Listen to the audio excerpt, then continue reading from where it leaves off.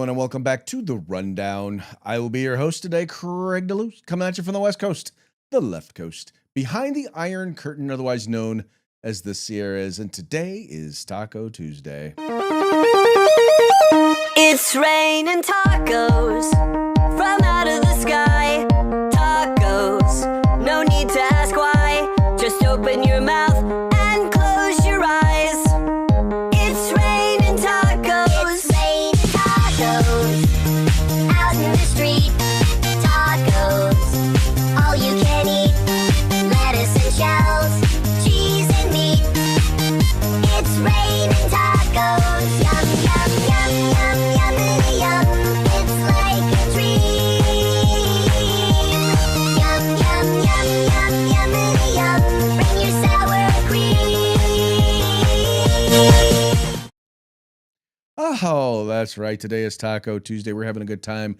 Want to start off today's show with an apology about yesterday. Unfortunately, about 15-20 minutes before the show got ready to go live, had the plumber show up because we were in the midst of a plumbing emergency and I needed to be available.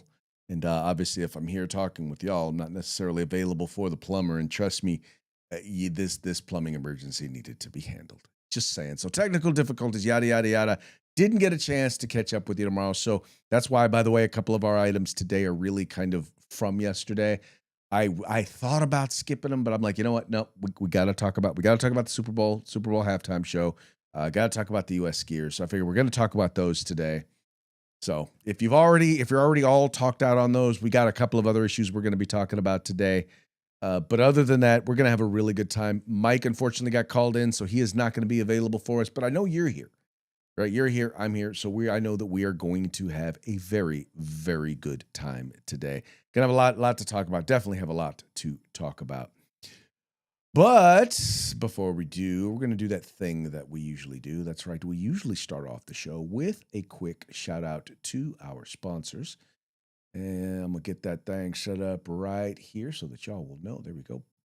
Bam. Okay. So we're going to start off here with a quick shout out to the folks over at Hitman Industries. Now, Hitman Industries makes rifle and pistol caliber barrels available for you to purchase at any length. If you've purchased an AR in the last few years, there's a good chance you already have one of their barrels, which means you probably like it. So why not get another one? Whether you're looking to do a brand new build or you're looking to rebarrel your old rifle, start your journey, start your experience with Hitman Industries. And then we've got the California Republican Assembly working to help elect conservatives at all levels of government, from school board all the way up to President of the United States. Ronald Reagan once referred to CRA as the conscience of the Republican Party. You need to find out why. Go to their website, cragop.org. That's cragop.org. If you want to be a part of California's future today, you got to join CRA. And then we've got the best in concealed carry tactical holsters that are available on the market. You will find them at hogholsters.com. That's HAWG holsters.com. Why do they spell it that way? Because they like helping Americans wear guns. They like it so much, they're going to give you a discount. All you have to do is use the discount code The Rundown. All caps, no spaces, one word, just like it is right up there. And you're going to get a nifty little discount when you buy your Hog holster. And then finally, if you have a group, if you have an agency, if you're part of a team, you're the purchasing agent for your department and you need tactical gear, you need outdoor gear, you need camping gear, you name it, they have got it. In fact, they have all things tactical except the gun at uscombatgear.com. Once again, they specialize in group sales. They have a huge selection. They have competitive pricing and the best customer service available on the market. Won't you find out at the place where you can find all things tactical except the gun, uscombatgear.com. All right, I had to talk about the Super Bowl.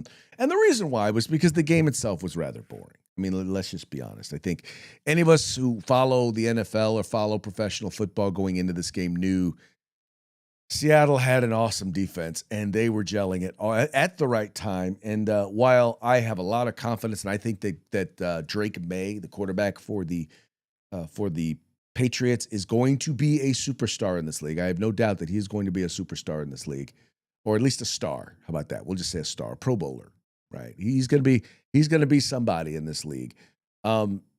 He, in and of himself, was not going to be enough because he can't block for himself. He can't catch the ball himself. He can't, I mean, I suppose he could run, but who's he going to hand it off to, himself and then run?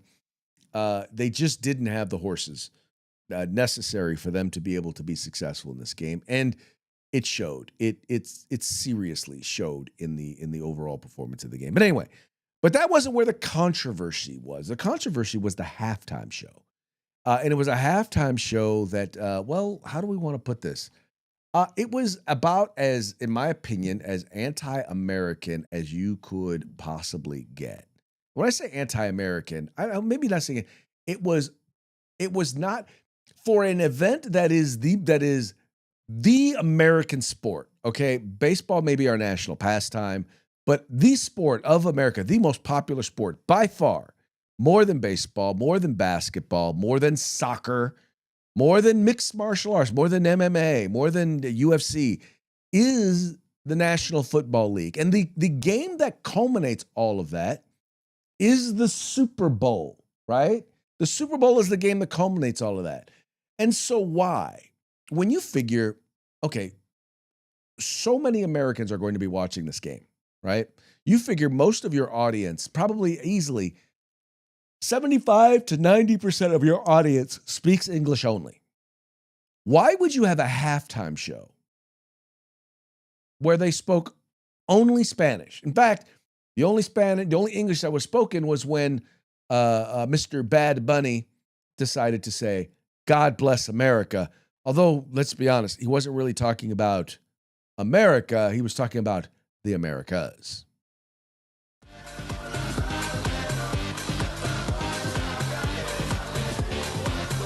God bless America.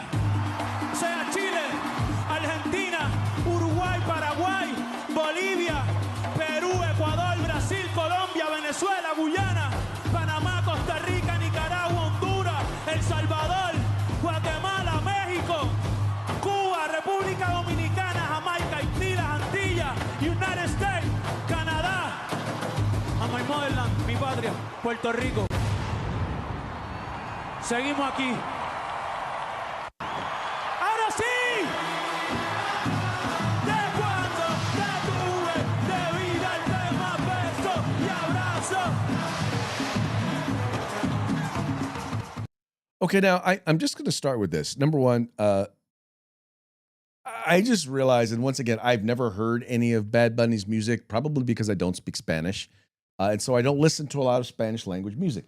Although I will say this, I love salsa music, I love Latin jazz, I love Latin music in general. Having said that, if you're going to have a show, once again, that is for the most watched event in the world, right? The most watched event in the world, in particular in the mostly by people in the United States of America. Wouldn't you want to do it in a language that most of your audience that is going to be watching, that is going to be speaking? Is that not something that you would want? The answer in this case is evidently not, and that's exactly what the NFL, I guess, seemed to be going for. It says here, video, Bad Bunny ends Spanish-only Super Bowl halftime with political immigration message. The much-awaited Bad Bunny Super Bowl halftime show closed with Puerto Rican rapper delivering a pro-immigration political message written on a football as reaction comes in to blast the terrible show in a language most football fans can't understand. The Latin-themed show featured dozens of dancers performing Latin-styled steps in a tropical flora setting and featured cameos by singer Ricky Martin and Lady Gaga. As per his sworn practice, the left-wing anti-Trump rapper, whose real name is Benito Antonio Martinez Ocasio, sang only in Spanish, and he ended his set with a political message. Just ahead of walking off the field at the end of the NFL halftime show, the rapper held up a football on which was written a message, "Together we are America." And so what he's trying to say here is that all of these countries make up America, not or the unit. Now the funny part is they make up the Americas, but not America. And I think it's very important to understand that just because he's referring to all of the countries in the Western Hemisphere, right? That all of us make up America. And that is bunk. That is just not true, because there is one country, one nation in particular that stands out, and I'm very comfortable in saying stands out above all of the rest. And that is because of the difference in the culture we have between Puerto Rico, between, although Puerto Rico is part of the United States, but the culture in many of the Latin American countries, and quite frankly, in a lot of Canada, well, let's just be honest, it ain't us. It ain't our culture. It's not consistent with our culture. And part of our culture is the fundamental understanding that the language that we speak is English. Anyway, here's some of the responses that you got from some of the folks out there. Here you have Matt Walsh. Well, I'm not the biggest fan of him. He can tend to be a pretty negative Nelly. It says here, having a halftime show for your biggest game of the year in a language almost none of your lifelong fans can understand, while waving flags of countries that none of them are from, is the biggest FU that I've seen by a corporation to its own customers. I would tend to agree with that. Here's Clay Travis. Would any other country in the world have their signature cultural event in a foreign language? I legit have no idea what just happened. Of course, we have no idea what just happened because most of us don't speak Spanish. This is Anton Sakharov. As an immigrant, I am super confused. Why is Super Bowl halftime show not in English? Isn't this an American game? Yes, it is an American game, and it should have been in English. They should have at least had subtitles so we could understand what the heck they were saying. Brian Leib. I live in America. I speak English. This halftime show is an utter disgrace to American people. We speak English in America. Now, while it is not the official language, although actually now it is the official language, President Trump has signed an executive order back in March making it the official language, but it's pretty much been the de facto language of the United States. And to not have anything in English except God bless America and then misrepresent America, there's something wrong with there. Having Bad Bunny do the Super Bowl halftime show entirely in Spanish in the United States is like playing the national anthem in Chinese at the World Series or replacing the hot dogs on the 4th of July with tofu. It's just not right. NFL disrespected the fans and the country, and I happen to agree with them. And here's the funny part. So then you have those folks on the left, like Morning Joe, who, well, let's just put it this way. He decided he wanted to come out and defend Mr. Bad Bunny. You're getting the biggest artist in the world. And if you're the NFL and you like capitalism, why not? So I don't know why these socialists hate capitalism so much, and they hate a company doing what's best for their bottom line, but they obviously do. I feel sorry for them. Maybe they should read some Noam Chomsky, because this is American capitalism at its. All right, so here when he talks about American capitalism, here's the deal. The reason why they did this was because the company that put up the most money, put up almost over something like $50 million to sponsor the halftime show, was Apple. Apple wanted Big Bunny. They wanted Big Bunny because they were going to be featuring his music. They wanted people to download his music from their Apple podcast. They wanted him streaming it on their Apple Music. And guess what? He saw Bad Bunny saw a 400% increase in the downloading and streaming of his music following the Super Bowl. And when I say 400%, I mean, normal, like 1 or 2 days. So he saw a significant use. And so that was the whole goal behind it.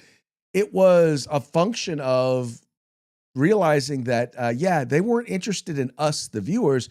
They were trying to make their advertiser happy, the person who was paying for the halftime show. Now, having said all that, they in the midst of it, they completely and utterly disrespected their fan base. They did. They completely and utterly disrespected them. And the funny part is, and this is the funny part about all of it, though, is that, they actually opened the door. First of all, when they announced that they were going to be doing this, they opened the door for TPUSA to do their own thing. And Turning Point USA decided to host their own halftime show. And at their halftime show, they got something like 26 million people. I don't know how many people watched it live, but last I checked, something like 26 million people had watched it at their YouTube channel. In fact, let me go there now, YouTube, and I'm going to pull up TPUSA halftime show. TPUSA halftime show. Let's see. How many people have watched it?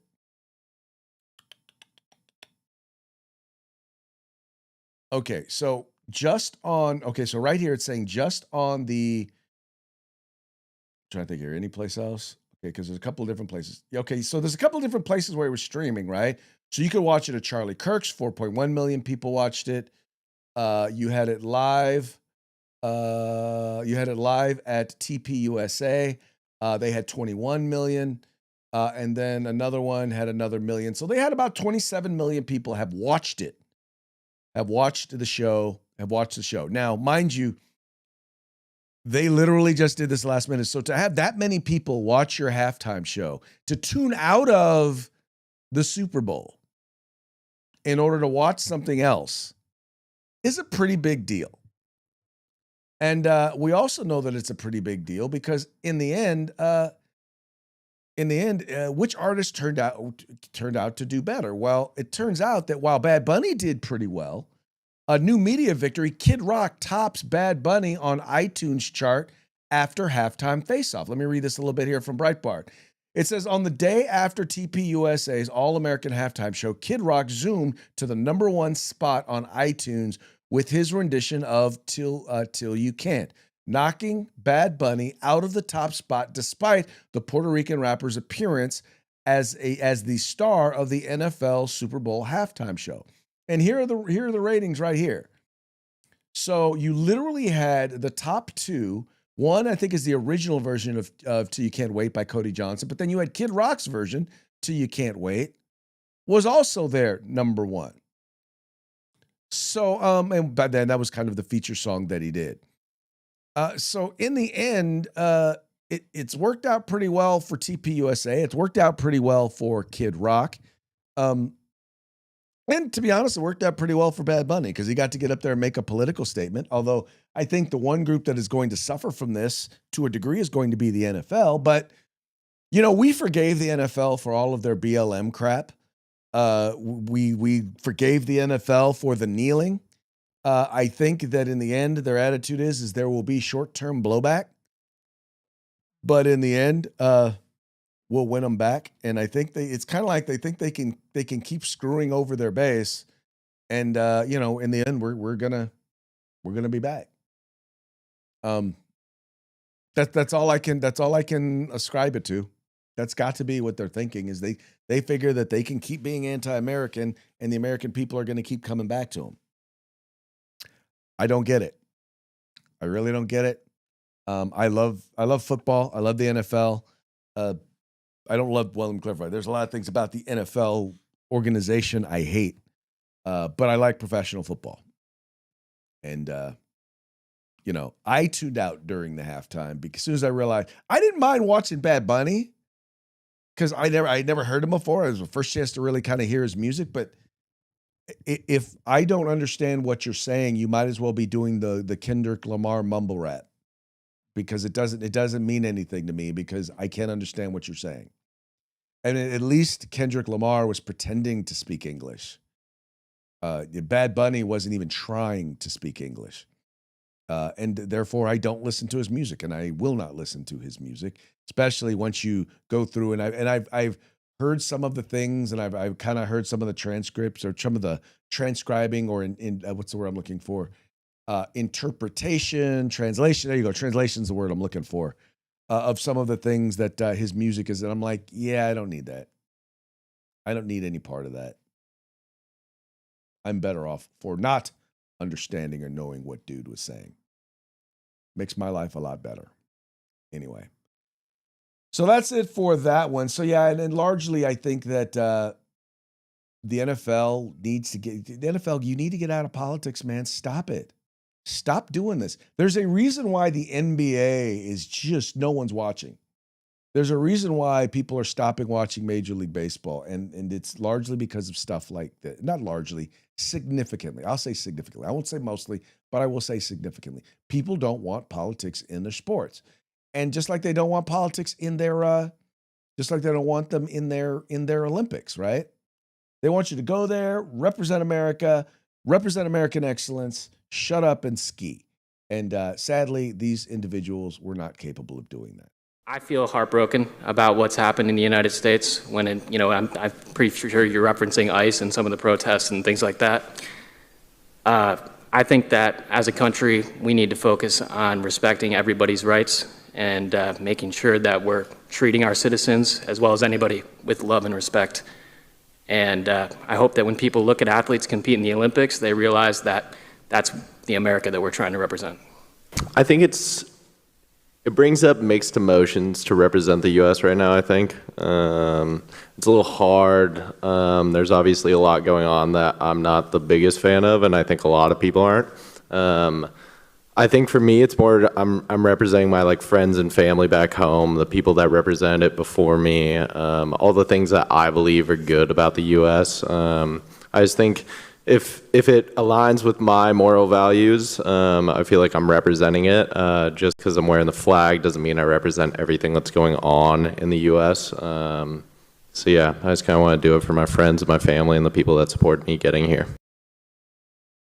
All right, now some folks are starting to realize the error of their ways. For example, one of the American skiers says he loves this country. It says your American skier Hunter Hess decided that a press conference ahead of the 2026 Milano Cortina Winter Olympics was the perfect time to air his grievances with the United States of America. It didn't go well, and Hess has now basically backtracked from his initial commentary.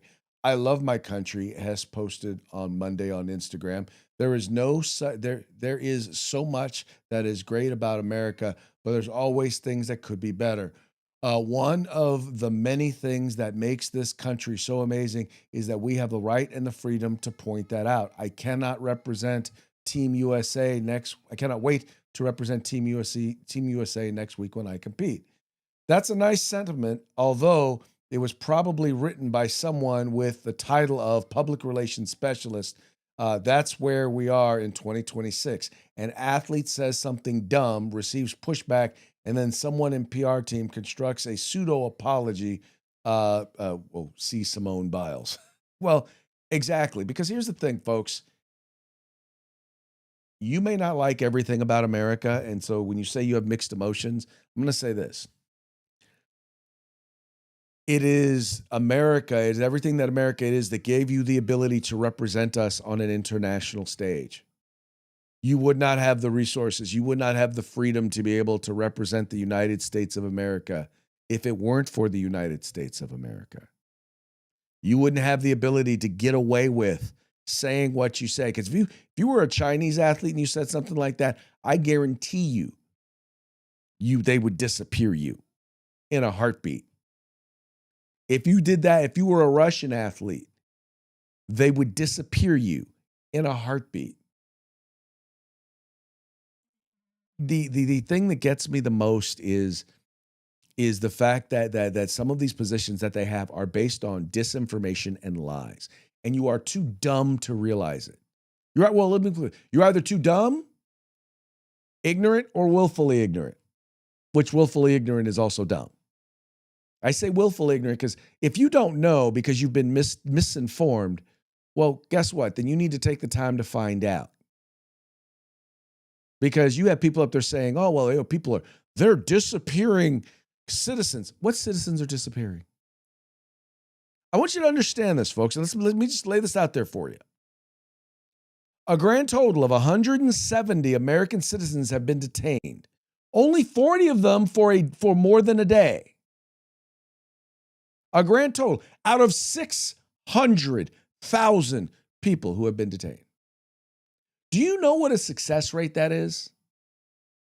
99.996. Now, I heard someone on CNN, was it CNN? Yeah, CNN. I think it was Scott Jennings, who said if any other government agency had that level, it got it right, that percentage of the time, we would be throwing them a ticker tape parade. There's no, the number of, here's the thing, not one American citizen has been deported. Unlike the 200, I think it's 53 or 63, something like that, over 250 that got deported under Barack Obama. American citizens that got deported, yeah. So I don't want to hear it. I really do not want to hear it. And you want to talk about those people who are being quote unquote assaulted by ICE agents? How about this? How about you don't throw frozen water bottles at ICE agents? How about you don't throw rocks at ICE agents? How about you don't try to block the streets with your car? How about you don't try to run them over? Yeah, you won't get assaulted if you aren't attacking law enforcement. They won't defend themselves if they don't have something to defend themselves from. But y'all don't care about any of that. You don't care about the tens of thousands of violent criminals that have been taken off of the streets. Violent criminals, people who've committed violent crimes, not including the ones who've been accused of crimes. You don't care about any of them. None of them really matter to you. None of those facts really matter because you're not even going to bother to look them up. And that's the sort of crap that I'm talking about. That's the sort of stuff that bugs me. You should know better. You should. You should know better. The information's out there, but you choose not to look it up because you're going to listen to whatever idiot that you listen to. Because I know if I get one more of you, people out there who send me some rando TikToker. Yeah, you know, the guys on the Chinese spy app. Yeah, you want me to listen to some rando on TikTok? No. Sorry. I got no love for you. Got no love for you. Anyway. Then on top of that, you got judges making decisions, positive decisions, and politicians misrepresenting what those decisions actually are. A judge has rejected California's mask mandate. That's right, California has a new mask mandate, except it's more of a ban than a mandate. It says here, federal judge blocks California law enforcing ICE agents to remove masks during operations. A Los Angeles-based federal judge on Monday blocked California from enforcing its law that would require ICE agents to remove masks during immigration enforcement operations. Judge Christina Snyder, appointed during the Clinton administration, granted a preliminary injunction against the No Secret Police Act, arguing that it discriminated against the federal government by violating the Supremacy Clause.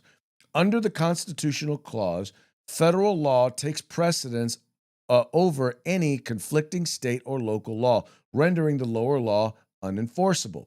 Snyder said the, quote, no secret police, end quote, ruling hinged on California exempting its own state officers while penalizing federal agents. Quote, the court finds that federal officers can perform their federal functions without wearing masks, Snyder said.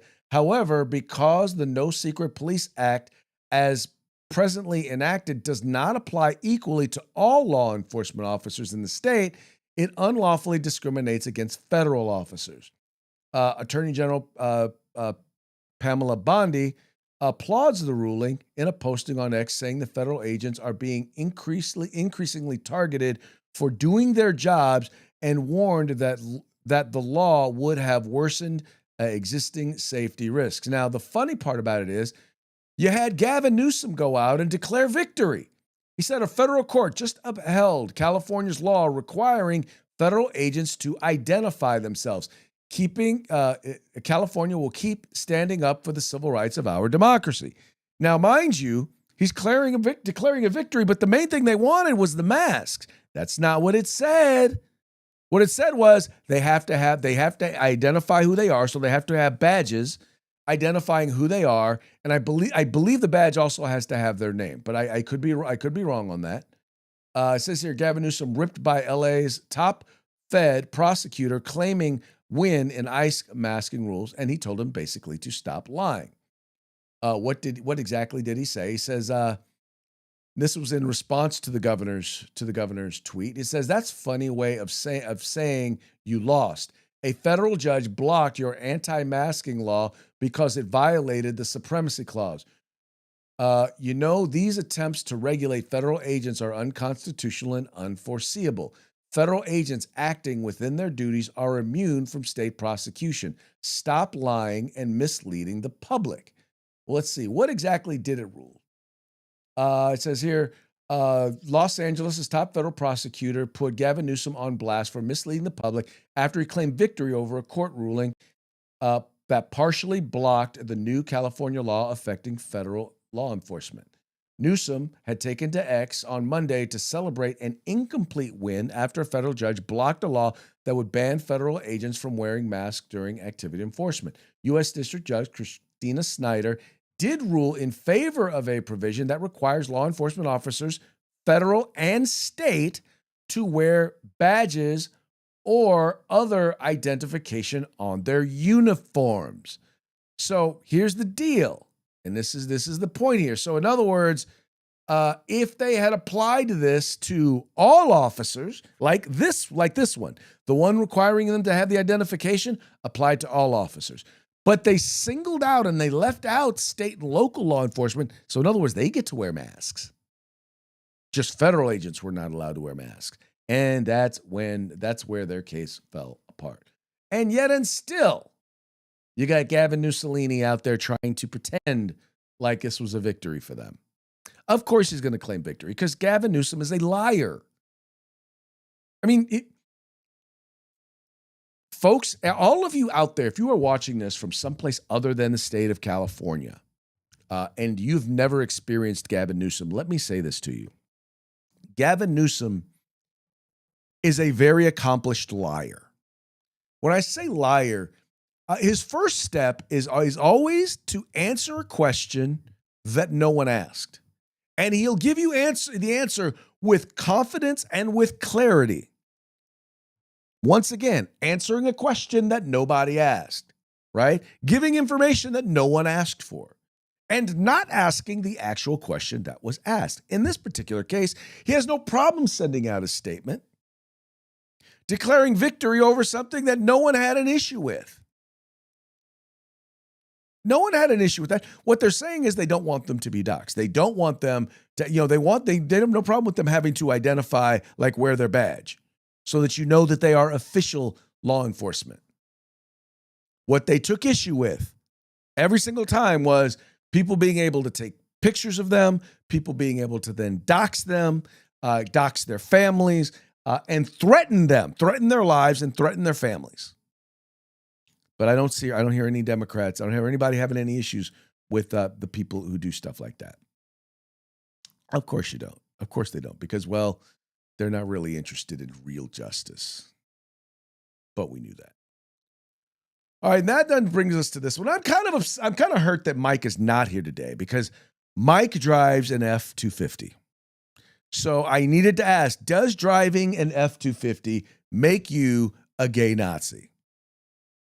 Well, according to a guy who does reviews over at the New York Times, evidently it must. And this was a piece, I had to share this with you because this is a piece that's over at the Washington Free Beacon. Does driving a large gas-powered truck make you a gay Nazi? This Pulitzer Prize-winning journalist thinks so. The new Ford F-250 Super Duty has a real Greg Bovino energy, smirks Wall Street Journal auto critic Dan Neal. Okay, I'm sorry, this is the Wall Street Journal. Wow, okay. Journalists are the worst.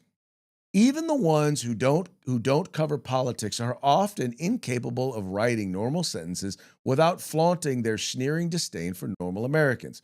For instance, you might not believe us if we told you that the Wall Street Journal's Pulitzer Prize-winning auto critic recently compared Americans who enjoy large trucks and gas-powered engines to Hermann Göring, the Nazi commander who founded the Gestapo and whose Marshall, and whose martial flamboyance fueled persistent rumors about his sexuality. Well, that's exactly what he did. The opening paragraph of Dan Neal's review of Ford's gas-powered F-250 Super Duty must be seen to be believed, even when it's absurd enough to make you wonder if an editor messed up by uploading the wrong text. Just a totally normal way to start a truck review. And here's how it starts. Russell Crowe's portrayal of Nazi leader Hermann Göring in the film Nuremberg is brilliant but incomplete. Little is made of Göring's outrageous personal style. The power blue, I can't even say that, Rice Marshal's uniform and fur-lined capes, the diamond-crusted badges and batons, the face makeup. Göring's satirical choices raised suspicions among both allies and Nazi high command that he was homosexual. He wasn't, apparently. A later generation of sociologists have made diagnosis of Göring's martial flamboyance as a form of homo-ovatism that is exaggerated and often impractical gender normative dress or behavior intended to signal elite social status. Although the term is clinically obsolete, examples of male peacocking are as close to the nearest bejeweled Petit Philippe sterling silver rodeo belt buckle or jumped up gold-plated pickup. Indeed, there are many examples of behavior intended to signal elite status. In the modern context, few are more obvious than sneering at a pickup and the people who drive them. If your job is to write about cars, certainly the most relevant option. Comparing people who you don't like to Nazis is another classic case. Most people would regard it as obnoxious preening, but such is the cost of asserting one's moral righteousness.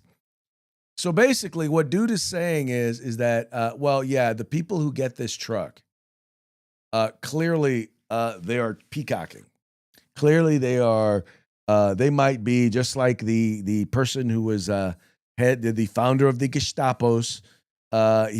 Clearly you must be a gay. You must be a gay Nazi. I don't understand why you would write a car review like this. Why you would? I mean, it makes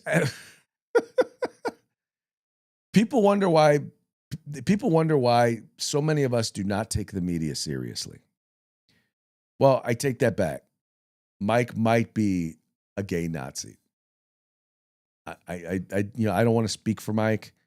If y'all get a chance, if you get a chance to message Mike, you see Mike on social media. If you get a chance to tweet him, hit him up, ask him, dude, what's up, man? I hear you driving your F-250. I hear you're a gay Nazi, or you might be, or you're peacocking, or whatever it is. Now, mind you, he does drive an old Ford. But it is a Ford 250. I'm pretty sure it's a Ford 250 nonetheless. Anyway, I pretty much just picked this because I wanted to give him a hard time, and I didn't have time to change the subject before he got back. So, oh well. I'm sorry, Mike, man. You're gonna have to answer for this. Maybe you get a chance to rebut on another show. But anyway, fun stuff. Interesting article. You guys got to give it a read. All right, folks. Well, that now brings us to our parting shots. Parting shots are brought to you by Hog Holsters. Just go to hogholsters.com. Use the discount code The Rundown, all caps, no spaces, one word, and get your Hog holster today. Our first couple of ones here are going to be about the Super Bowl. Let's see here. NBC suffers bizarre technical glitch as entire halftime show broadcast in Spanish. It was not a technical glitch. By the way, this is from our friends over at the Babylon Bee, fake news that you can trust. So, just so you know. Then another one we have here. Support for ICE skyrockets to 99% after a halftime show. Yeah, I can totally see why that would happen. Oh, here's another one from the Super Bowl. Now, this is actually based on some truth here. All right, it says here, Sam Darnold made $178,000 for winning the Super Bowl. That is true. He had to pay $249,000 in California in taxes for being there 7 days. I think that's probably, he's going to have to pay that more. For the one game, anyway, for being there 7 days. So he lost $71,000 for winning the Super Bowl because it's in California. So yeah, money earned in California the taxes have to be paid in California. And if it's like a one-time thing, they take an exorbitant amount. Now, he'll likely get some of that money back when he files his California taxes, because he's going to have to file his California taxes. But yeah, this is what they do to, in particular, athletes who play and don't live in California, but come to California to play a game. That's some of the stuff that those folks have to deal with. And then our last one here is not Super Bowl related, but it is still athletics related. U.S. ski team awarded gold medal for synchronized screaming about Trump. Yeah, and that's pretty much what they did. So screw those guys. Anyway, all right, folks, well, that brings us to the end of our program. But before we go, we're going to give one more quick shout out to our sponsors. First, we've got Hitman Industries, rifle and pistol caliber barrels available for you to purchase at any length at hitmanindustries.net. The California Republican Assembly, otherwise known as the conscience of the Republican Party. Please visit them at cragop.org, because if you want to be a part of California's future today, you got to join CRA. And then we've got the best in concealed carry tactical holsters available on the market at hogholsters.com. That's HAWG holsters.com, because they are helping Americans wear guns. And then finally, we've got the place where you can find all things tactical except the gun. And that would be at uscombatgear.com. All right, folks, that's going to be it for today's program. We very much appreciate you tuning in. We appreciate you liking and sharing the program and encouraging your friends to do the same. We will be back tomorrow on Hump Day. Till then, y'all have fun. Stay safe. We will see you mañana.